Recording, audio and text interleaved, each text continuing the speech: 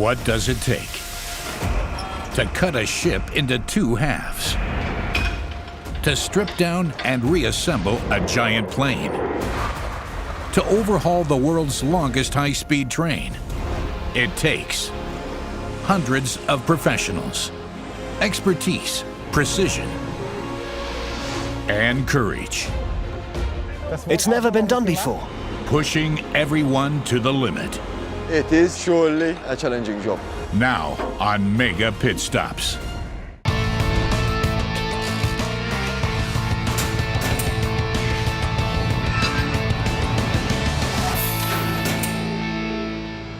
It is one of the most state-of-the-art fighter jets in the world, the Saab JAS-39, known as the Gripen, or in English, Griffin. So what is the Swedish-built jet used for? Pursuit, attack, and reconnaissance. The 35 million euro fighter jet can fly at double the speed of sound and is renowned for its high level of reliability and versatility. It can master both the extreme cold and difficult runways.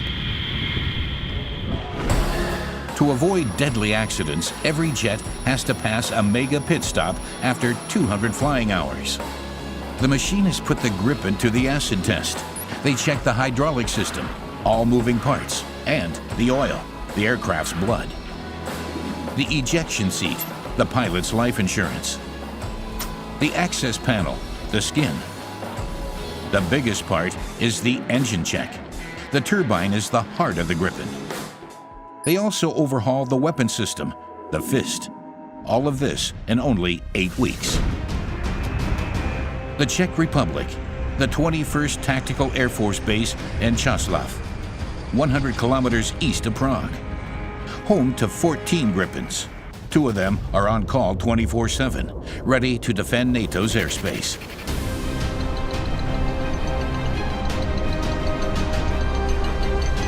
The fighter jet with serial number 39.238 already has 1,800 flying hours under its belt. Time for a major mega pit stop. Head mechanic Martin Batra will be inspecting every inch of the plane with a fine-tooth comb. Any fault could put airspace safety at risk. I have been interested in planes ever since I was little. For me, the most fascinating thing is that such heavy machines are able to lift up into the air and fly. And I am in awe of the fact that you can master these planes up there whenever you want. Sadly, I wasn't able to become a pilot myself, as my hearing and sight weren't good enough. That's why I became a mechanic. It's a great job. Nowadays, every aircraft is different. Planes start to age and often reveal problems that we knew nothing about. For us, that's the biggest challenge during this pit stop. Martin's team has to be finished in 40 working days. As well as complete precision, this also means a whole lot of time pressure. His crew starts right away.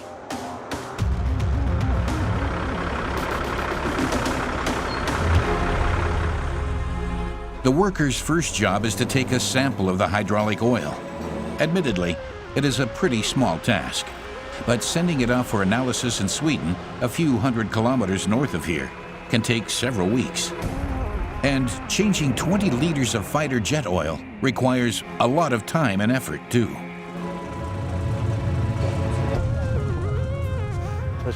We will start the engine for 30 minutes so that we get all particles to move. We will first take the hydraulic samples, then we'll do the IP gravity spreadsheet. And after the shutdown, we will take the engine samples. Aircraft mechanic Roman Brazda starts up the plane and moves all of its wings to make sure the oil is distributed as evenly as possible throughout the plane. Then, Martin siphons off the oil. Now, all that's left is to hope that the result is positive, so they don't have to replace the oil. After all, this mission has more important priorities. We have 14 aircraft stationed here. Altogether, they have to fly 2,000 hours in 1 year. A huge challenge we face is keeping the window for maintenance work as small as possible so that the planes can complete their flying hours. That's why we work around the clock. Incidentally, the teams give every fighter jet a nickname, depending on its weakness. The Beast is undergoing a mega pit stop today. Its name comes from the fact that its combustion system keeps developing a life of its own. First things first, it's time to give the Beast a good wash. We're preparing the plane for cleaning. Because we use a high-pressure cleaner, there are places where water could get into the plane. That's why we have to tape up any points that aren't completely leak-proof, including the cabin. Rust is the worst thing that can happen to a plane. Cleaning is about more than just making sure the plane looks nice. It is the only way the team is able to locate any damage to the fighter jet's outer shell. Here is something small. Chipping paint is a reoccurring problem. After all, the planes are a good 14 or 15 years old. As long as we can see the silver layer, then everything is still okay. This protects the pilots from lightning. If the silver layer disappears, there will be problems during a storm. The systems could shut down if a bolt hits the plane. The access panel is a kind of harness to the aircraft. Under the special varnish, there is a rust and lightning protection. The mechanics inspect the access panel precisely. Every single scratch has to be repaired. If they find larger damages, they even replace parts.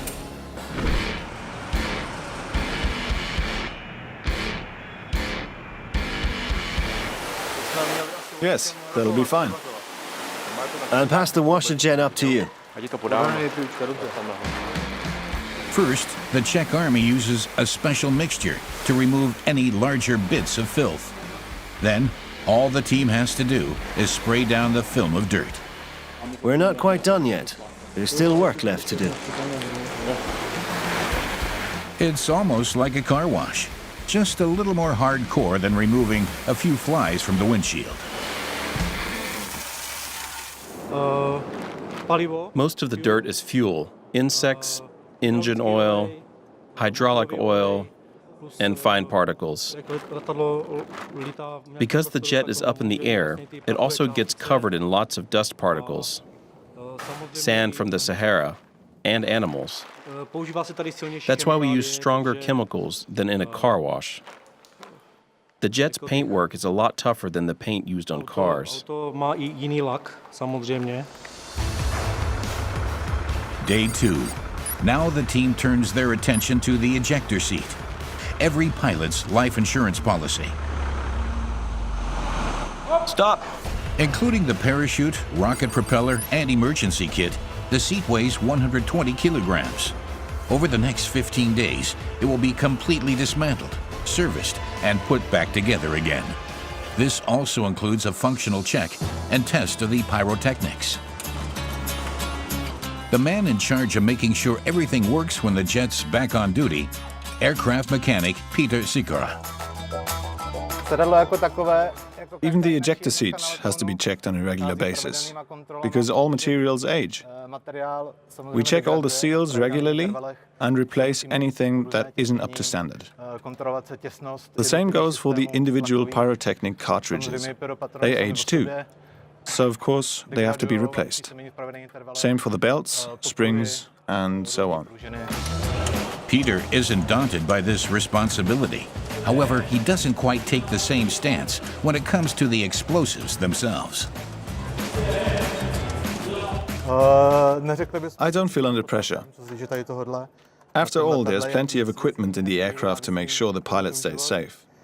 It's more the explosives that worry me, because they are a risk to me. But it is precisely this highly explosive substance that allows the seat to work in the first place. It triggers a range of emergency measures, from launching the seat to releasing the parachute. But one thing at a time. Before the Mega Pit Stop mechanics can dismantle the seat, they have to remove the volatile explosives. There is even a special ejector seat workshop to assist. Here, the mechanics remove the 9 pyrotechnic cartridges in total.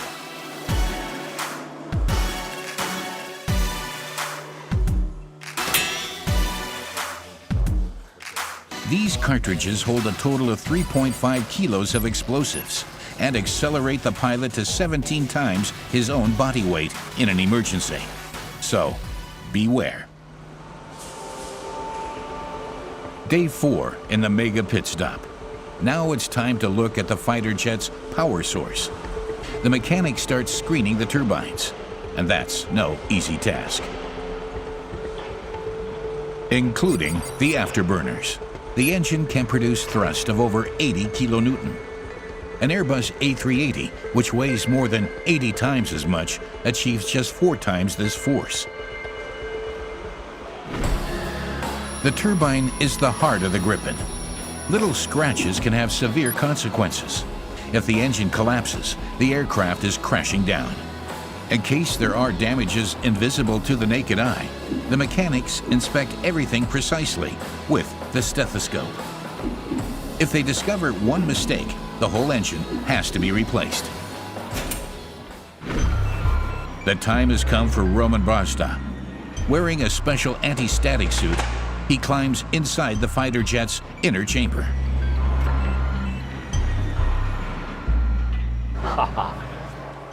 This is a job that most people don't like doing because you have to climb all the way inside this very tight space. People with claustrophobia would never be able to do this job. But for me, it's the best experience there is because I get to go inside the heart of the plane, to a place where not many people get to go. It's a definite highlight and the best feeling there is. Despite 15 years of experience in the field, even Roman has found himself trapped inside a fighter jet turbine, which resulted in a dramatic rescue. But not even that has put him off. I will start from the interspace, from the sealing rubber that separates the engine from the Griffin's part. Then I will devote myself to the first pre-stator, the blades, and then the first stage of the fan, and the second stage, including the inlet. Roman has to look out for every tiny dent, most of which are caused by stones or birds hitting the plane. If he misses just one single flaw, the entire engine could be destroyed during its next military deployment. Everything looks fine.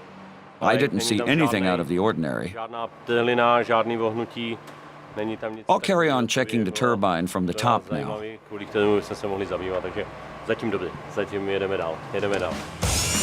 At the same time, head mechanic Martin and his team are removing the fighter jet's outer shell and looking for further damage. Here I've spotted something. This dark patch is just anti-rust agent.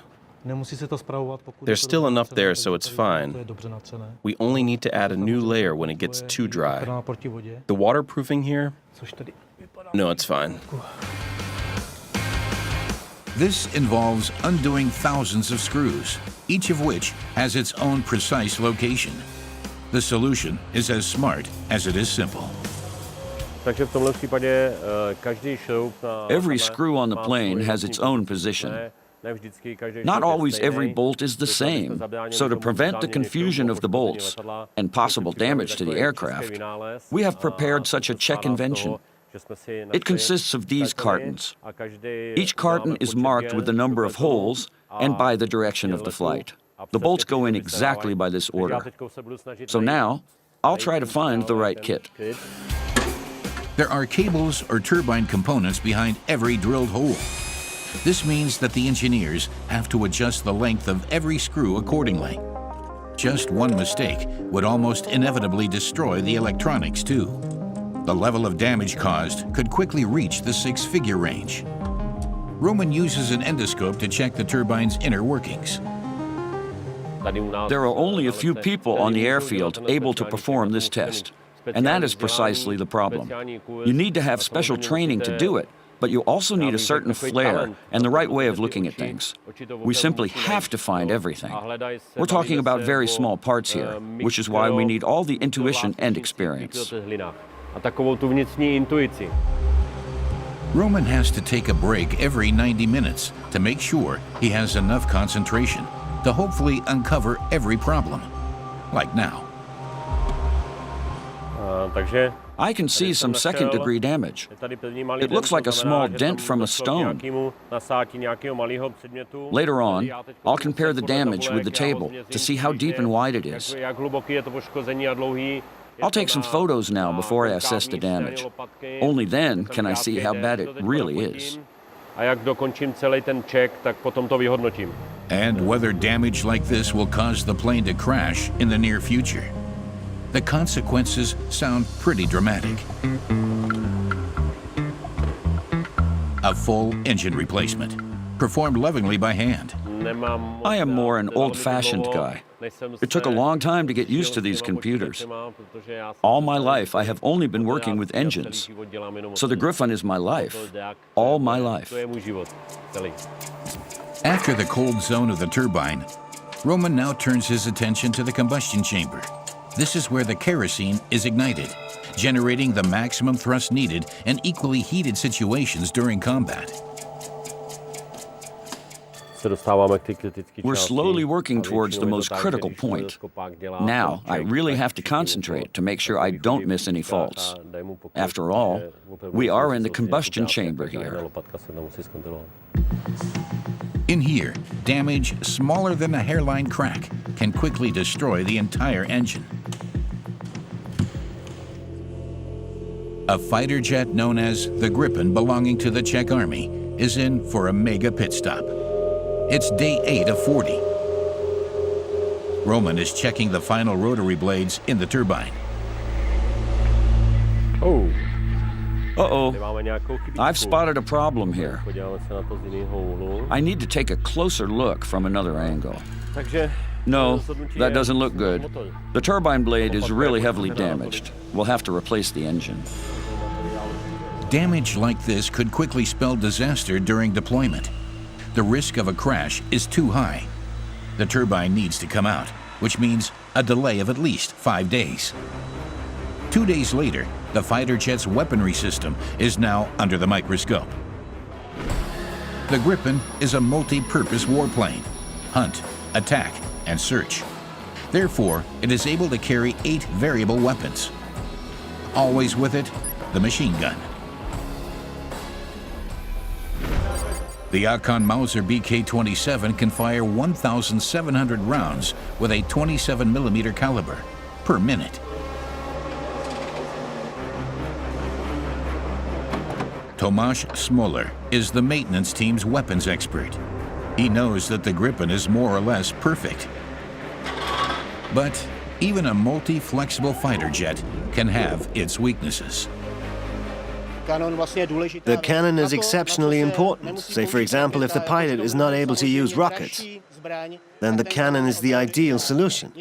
However, if I compare this one here to the one in the Tornado, I see that it may be the same weapon, but the Tornado is able to reload if it gets jammed. This plane doesn't have that option. If the shell is blocked, then we're really screwed. There's a nut here on the top. You have to loosen it and pull the crank.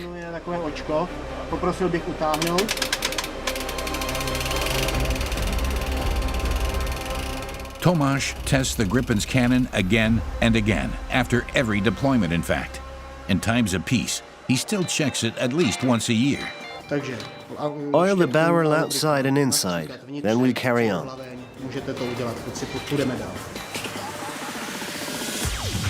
First things first, the barrel-based machine gun has to be dismantled into hundreds of separate pieces. Utmost precision is extremely important in this job. If I put something back together wrong, forget a part, or fail to spot something, it could have fatal consequences for the fighter jet. Complete destruction or shots fired. They follow a standard procedure. First up, washing. The soldiers carefully scrub every component. Even cleaning weapons is a dream job for Tomáš. I collect weapons and guns as a hobby. I think it's good when a job is performed by someone who enjoys doing it, as it means they'll be precise. I put my heart into my work. 1 week later, the replacement engine has now arrived. 5 days behind schedule. But this step couldn't be avoided. We could have had a case where there was not enough coolant to cool the engine. It could have set on fire. This almost certainly would have led to a catastrophe, and the plane could have crashed. Luckily, it only takes an hour to change the turbine, according to the manufacturer. Roman sees that as a challenge. How are things going with you? The line is jammed. You'll have to loosen it. A critical moment. Roman releases the 1,050-kilogram damaged jet engine from the plane. Okay, keep going. Yeah. That's great. It sits here at the back. Stop. Whether it's during a mega pit stop or in the tough conditions of war, an efficient replacement process is crucial. It is interesting that the whole engine actually hangs only on 3 points. A left and a right hinge, and the back hinge hang on such a bolt.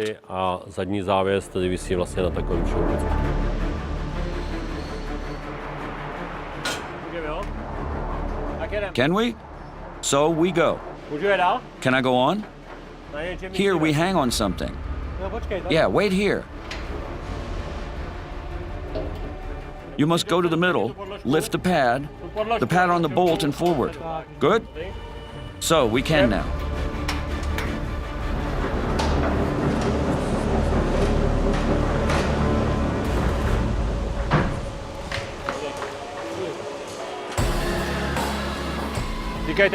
Watch out.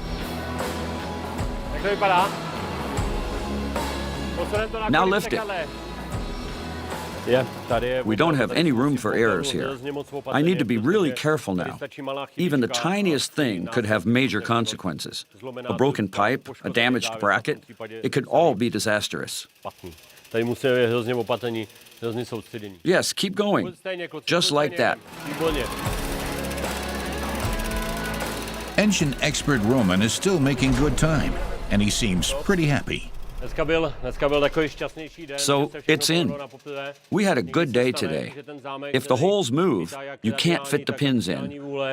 And then you have to fiddle around a lot.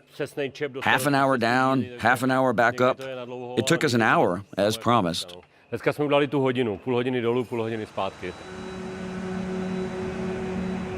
They have reached their first important milestone in week 4 of the mega pit stop. However, the team is still running behind. Then they get news from Sweden, the results of the hydraulic oil test. Roman, particles are good. It came out as class 5, low viscosity, just around the section to replace the liquid. The oil is the blood of the aircraft, responsible for all moving parts. Therefore, the quality of the hydraulic oil is extremely important. Within the next 2 days, the mechanics will check all flaps with which the pilot steers the Gripen. And they test if the landing gear opens in an emergency situation. If this doesn't happen within a time limit, they have to replace parts. So even if we're taking it later or longer, it would not be different. Well, that means that we will print an API gravity report. We will look at it and send an API, and then, hopefully, we will finish. Let's do it. Yes, I take the pump, and I pump a bit there. The verdict? They have to pump out 20 liters of old hydraulic oil and replace it with fresh oil. This will also take up time that they hadn't accounted for. It's a setback that the team has to shake off. After all, it's not just a personal objective they've set for themselves. It is about making sure NATO's pilots are back in the air again as quickly as possible. It's slowly moving.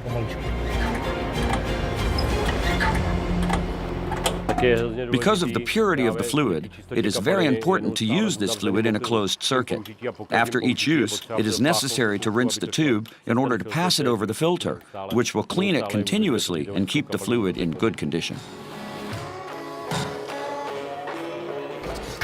The team starts the test with fresh hydraulic oil. The plane isn't allowed to run here in the hangar, so a generator is used to produce the pressure needed by pumping additional oil into the lines. Good? Yes, good. I set it to 28.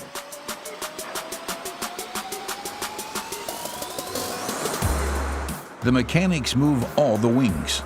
This pumps oil through all the lines, pushing out the last few air bubbles. The Griffin can't return to the skies until it has passed this test. The hydraulic system is the most important element. The engine is what starts and powers the plane, but the wings are what control it. Any loss of fluid would require the plane to make an immediate emergency landing, because the pilot could lose control of the aircraft within seconds.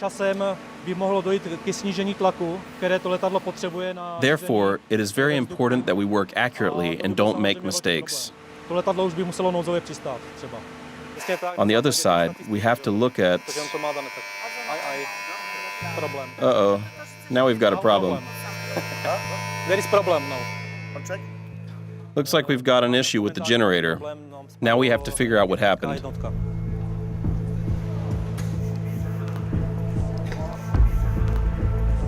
Martin and his team have to suspend testing until the generator stops its strike, and that means more valuable time down the drain. The men frantically search for the problem. Then they find out that the test has to be delayed.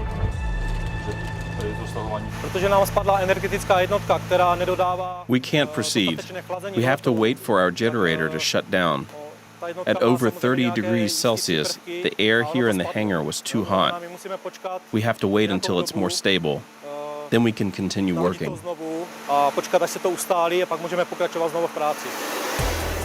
And yet, just half an hour later, everything is running again. The team was in luck. The onboard computer now manages the entire test and moves all the wings, one after another. It measures the response time and gives the final green light, or not. Martin, everything's fine. Okay. This is, of course, the first day, the day of the hydraulic tests. And these came out well for us, so we're happy for it, of course. Just next door, in the ejector seat workshop, the pilot's guardian angel is still waiting. Should worst come to worst, this seat will shoot 80 meters into the air. The ejector seat has to be checked every 2 years. In an emergency situation, it is the last option for the pilot. That's why the mechanics put the seat to the acid test. After every part was maintained, the mechanics reassembled the seat and include the parachute and the survival kit. In the end, they will do a functional testing to ensure it is working properly in the event of an emergency. Aircraft mechanic Jiří Wozniak has been servicing and testing high-tech seats like this for the past 20 years. It's a job that's very close to my heart. If we make a mistake, it could cost someone's life. For the pilots, this seat is their last chance to leave the aircraft when everything goes wrong. Of course, if you do something for a certain amount of time, there's a tendency to go into autopilot. But it's important to battle your ego and focus on following the instructions you're given. If I make a mistake, I might lose a friend and colleague, and nobody wants that. So Yishi and his colleague take great care when checking the seat. The generator applies 42 bar of pressure to simulate one of the pyrotechnic cartridges exploding. If the pin shoots out, the seat has been released. Test passed, but that's not all. Now we simulate the ignition of the rocket engine. When it actually happens, this cable is firmly attached to the fuselage. During the firing sequence, it pulls off 80 centimeters of a cord. That activates this mechanism and pulls out the combat wedge. This activates the pyro cartridges, and gas pressure ignites the pyro cartridge in the engine and opens the isolation valve.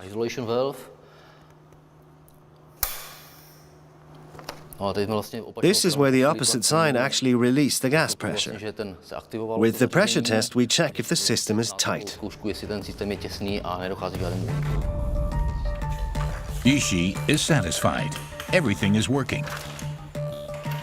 The seat belts also tighten and secure the pilot should worse come to worst. We can release the pressure. The pilot uses this yellow and black handle to activate the ejector seat. It can't be too heavy to pull, but then again, it can't be too light either. Otherwise, the pilot could find himself ejected from the plane simply because something got caught on the lever. According to requirements, exactly 27 kilos of tensile force is needed. Requirement met.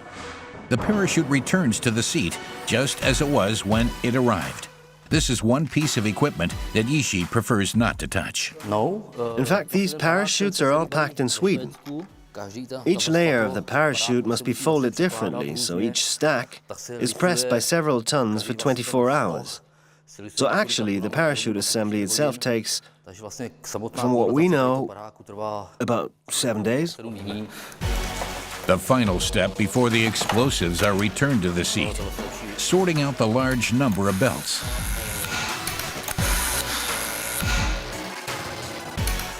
Not a problem for a pro like Yishi. Unlike the 3.5 kilogram explosive charge that now has to go back into the seat. The 9 pyrotechnic cartridges require Yishi's full concentration. Even after 20 years, he still treats them with utmost respect. If we work in the way that we're supposed to work, following all the documents and regulations, then almost nothing could go wrong. If I don't stick to the rules, I could put lives at risk. The emergency kit is the only thing missing now. This yellow case helps the pilot to survive, even after a crash. It is packed full of food, fishing equipment, a knife, and some tools. One day later, back in the hangar. Today, the team is testing the Gripen's gears. The special thing about these gears is their ability to cope with the toughest conditions on the ground, even during the winter. There is one thing that Martin always pays particularly close attention to. There could be problems if the landing gear does not lower at the right time. If that happens, we have to locate the problem as quickly as possible, solve it, and then replace the landing gear struts if necessary. That would be another delay.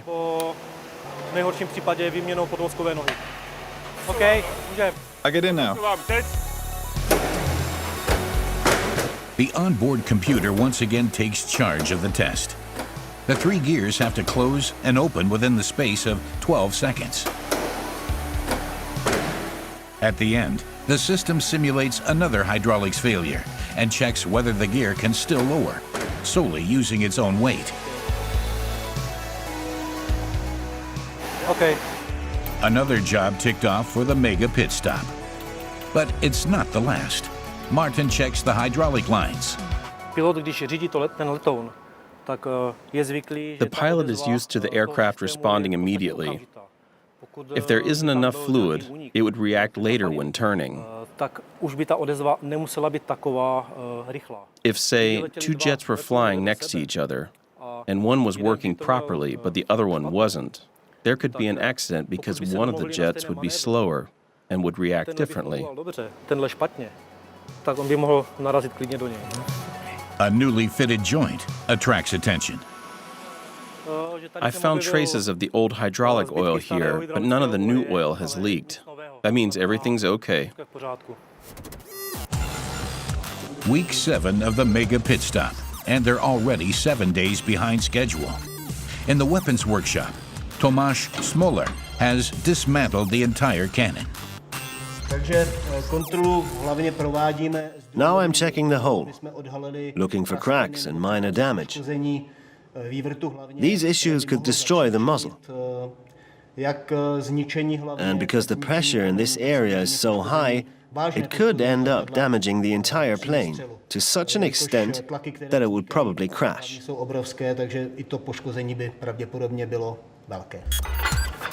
A huge responsibility. Tomáš hasn't found anything this time, but he has to be 100% sure when he signs off the cannon as fault-free. Maintenance errors are out of the question. They're just not an option. Small mistakes can cause serious problems, which can actually even culminate into the loss of the aircraft. That's why the specialist tests the weapon one last time before returning it to the Gripen. First, he performs a mechanical check to make sure nothing is obstructing the shell casing.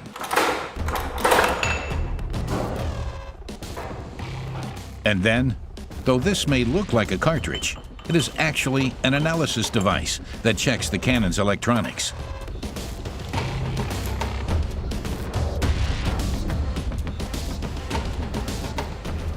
Good. We've done that. We've done that. Done that.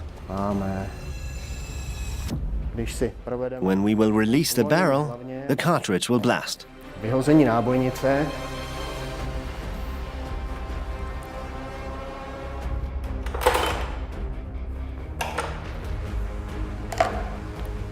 By simulating the blast, the machine would signal any kind of problems we might have. But this cannon is functioning well. Tomáš makes his decision. The cannon can go back in.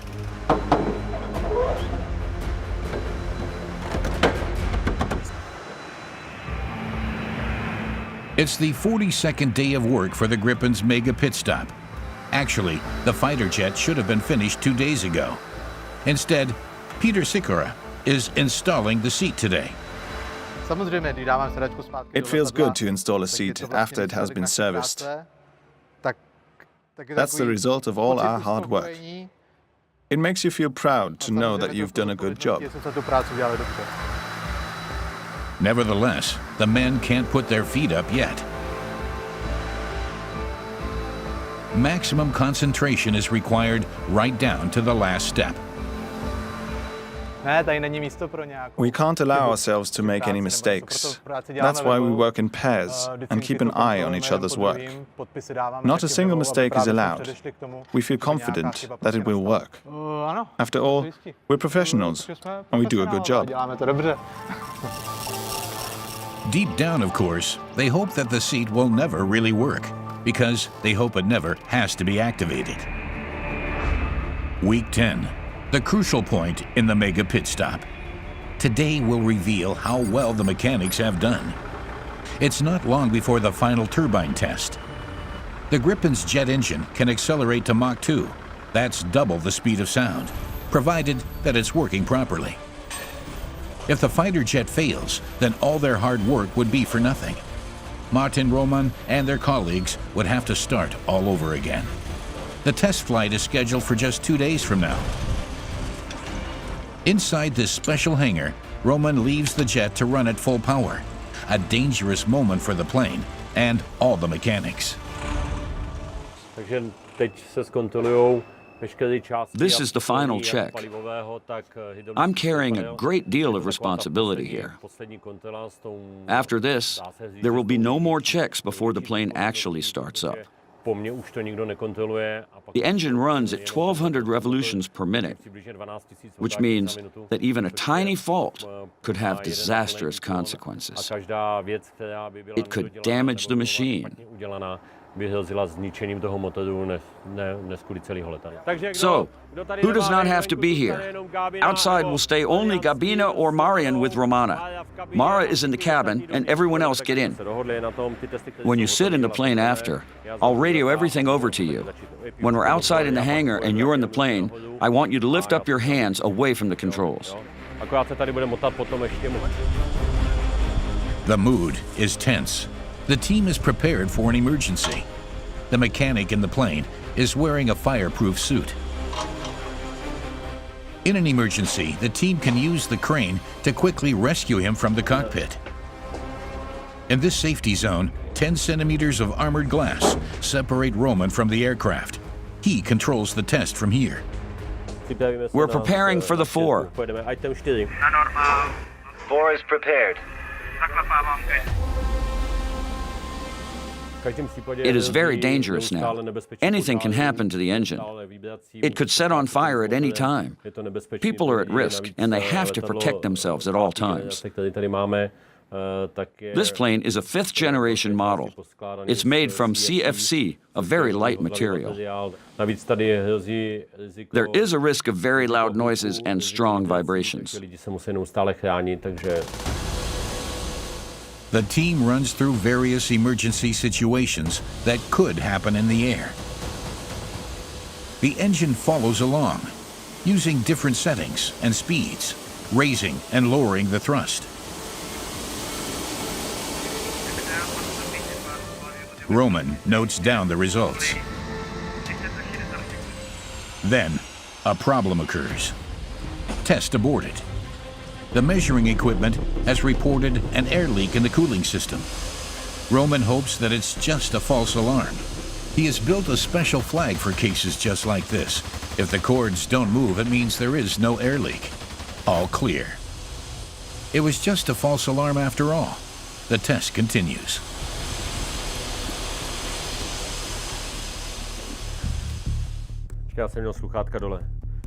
Now the mechanic in the cockpit has to hit full throttle and ignite the afterburners. It doesn't get more powerful than this. A heavy load for humans and the aircraft. These tests are quite demanding because the technicians will get into that plane only twice a year. Of course, they do some preparation, but you have to try to get into the shoes of the man sitting twice a year in the plane, which is worth several billions, and he has to do the test. Because of this huge responsibility, we are constantly under pressure.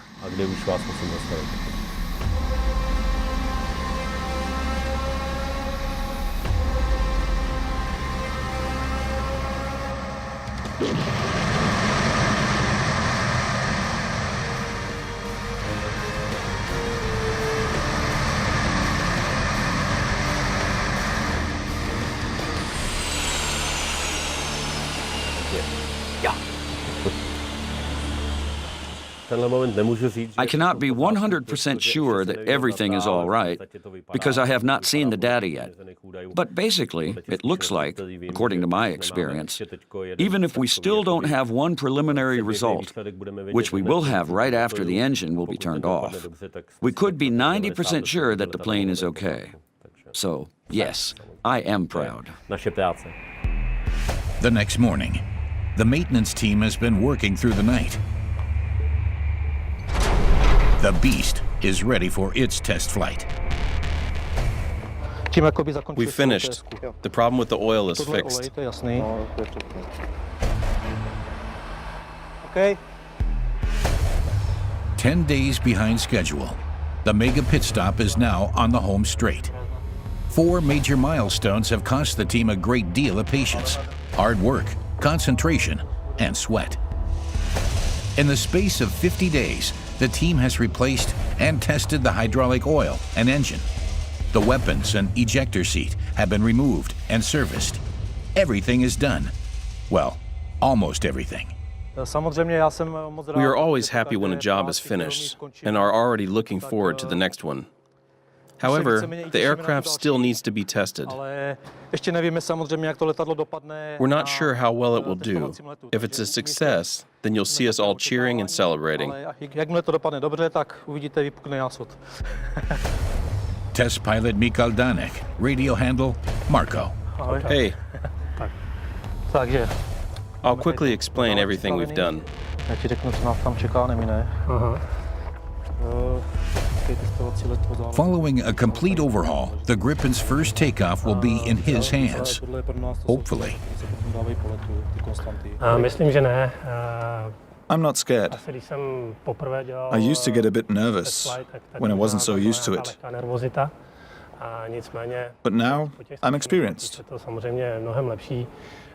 Of course, you have to be careful. Obezřetný, protože But I can rely on the team here and the work they do. udělal všechny pozemní testy. The flight is just the last piece in the puzzle. Na mě, abych But, udělal of course, letové testy anything could happen. a může se tam cokoliv samozřejmě přihodit. The pilot does one last visual inspection and checks out the new engine. But ultimately, he has to rely on the maintenance team's efforts. This is the number for the new engine. Everything is ready. Good luck.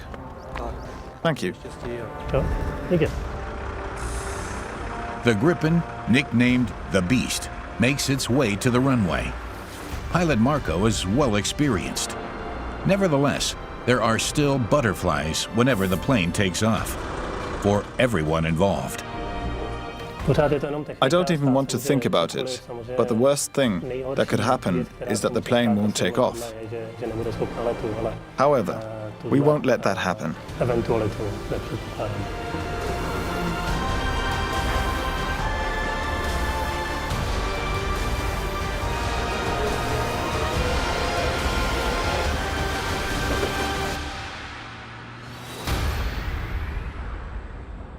Moje očekávání je takové, že letadlo je I'm expecting the plane to be ready to fly and everything to run smoothly.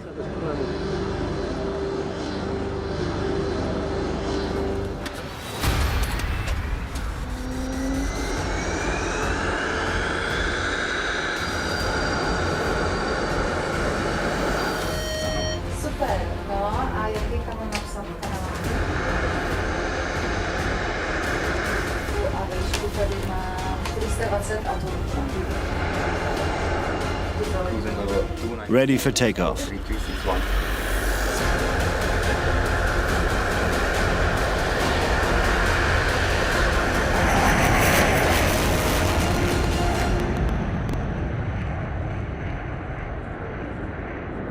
Tak, máme ho tam. It's taking off. Doufám, že až se vrátí. We're hoping he'll arrive back safely, but it'll be fine. We're happy when the plane is in the air. That shows that we've done our job properly. It's our bread and butter. 50 days of work, 11 mechanics, over 50 repairs, both large and small. Martin and his team dismantled the ejector seat, jet turbines, and revolver cannon, and put them all back together again. This was no easy mega pit stop. The Beast is ready to return to duty.